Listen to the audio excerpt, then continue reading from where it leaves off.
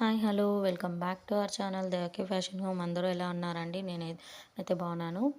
This beautiful collection వచ్చేసి viscous జార్జెట్లో bandhani style వస్తుందండి. Bandhani printing and all over with foil print వస్తుందండి. No ప్రారీస్, బాగుంది, quality బాగున్నది.